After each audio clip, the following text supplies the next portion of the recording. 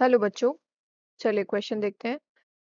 Do orthonitrophenol and paranitrophenol have hydrogen bonding in their molecules? Explain which of the two has higher boiling point. Okay, तो question में पूछा गया है कि orthonitrophenol और paranitrophenol में हाइड्रोजन बॉन्डिंग है या नहीं है तो कैसी है, और दोनों में से किसका बॉइलिंग पॉइंट ज्यादा है, right? So the key concept of this question is hydrogen bonding. Question based है आपका हाइड्रोजन बॉन्डिंग पे। तो सबसे पहले देख लेते हैं हाइड्रोजन बॉन्ड क्या है या हाइड्रोजन बॉन्डिंग क्या है, राइट? तो hydrogen bond, hydrogen bond is a type of molecular interaction, or we can say van der Waals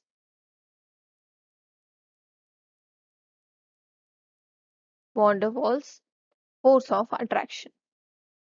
Van der Waals force of attraction.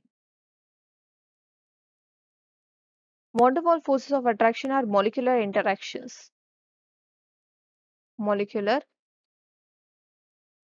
interactions. ठीक है, मतलब मॉलिक्यूल के बीच में कैसी इंटरेक्शन है, कैसे फोर्स ऑफ अट्रैक्शन है। It is the strongest van der Waals force of interaction, strongest van der Waals force present between two molecules or in a molecule. Now hydrogen bond is a type of attraction force. It is attraction between hydrogen of one molecule, hydrogen of one molecule, or we can say simply between hydrogen and electronegative atom and electronegative atom, right? Electronegative atom of same molecule or different molecule, मतलब एक ही molecule के hydrogen और उसी molecule के electronegative atom के बीच में interaction है तो भी हाइड्रोजन बॉन्डिंग है, और किसी एक मॉलिक्यूल के हाइड्रोजन और दूसरे मॉलिक्यूल के इलेक्ट्रोनेगेटिव एटम के बीच में इंटरेक्शन है तो भी हाइड्रोजन बॉन्डिंग है। इसी टाइप से हाइड्रोजन बॉन्डिंग आपकी टू टाइप्स की होती है, intramolecular and intermolecular. Inter and intra. जो इंट्रा की हम बात कर रहे थे वो सेम मॉलिक्यूल, मींस हाइड्रोजन भी उसी मॉलिक्यूल का होगा और इलेक्ट्रोनेगेटिव एटम भी उसी मॉलिक्यूल का होगा। सेम मॉलिक्यूल, डिफरेंट मॉलिक्यूल्स नहीं है, same molecule. And intermolecular means two different molecule, किसी एक मॉलिक्यूल का हाइड्रोजन और दूसरे डिफरेंट मॉलिक्यूल का इलेक्ट्रोनेगेटिव एलिमेंट, डिफरेंट मॉलिक्यूल। तो ये तो बात हो गई हाइड्रोजन बॉन्डिंग की। अब हम स्ट्रक्चर देखते हैं किसका, orthonitrophenol and paranitrophenol. So orthonitrophenol is, benzene बना ले सबसे पहले तो, right? And ortho position, so this is the ortho position. तो यहाँ पर NO2 group, nitro NO2, nitrogen पे पॉजिटिव, ऑक्सीजन पे नेगेटिव, राइट? और ऑर्थो पोजिशन ये किसके रिस्पेक्ट में होगा, फिनॉल OH ग्रुप भी लगाना है हमें तो यहाँ लगा रखते हैं। Second position is ortho position, so this is orthonitrophenol OH।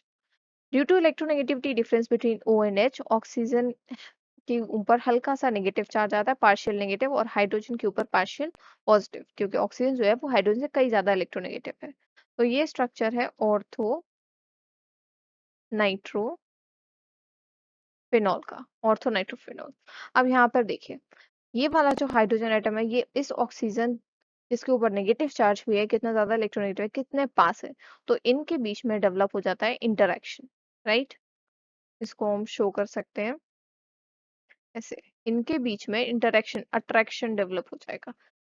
एक ही मॉलिक्यूल के एटम है तो सेम मॉलिक्यूल के ऑक्सीजन एटम और हाइड्रोजन एटम के बीच में जो इंटरेक्शन डेवलप हुआ है इसको आप बोलोगे, क्योंकि सेम मॉलिक्यूल है तो ये क्या हो गया, intra molecular hydrogen, intra molecular hydrogen bonding, right? Same molecule के हाइड्रोजन और इलेक्ट्रोनेगेटिव एलिमेंट के बीच में जो अट्रैक्शन डेवलप हुआ है दैट इज इंट्रामोलिकुलर हाइड्रोजन।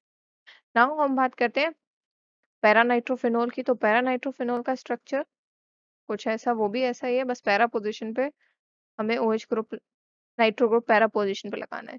ये बेंजीन हो गया, ये रहा OH फिनॉल।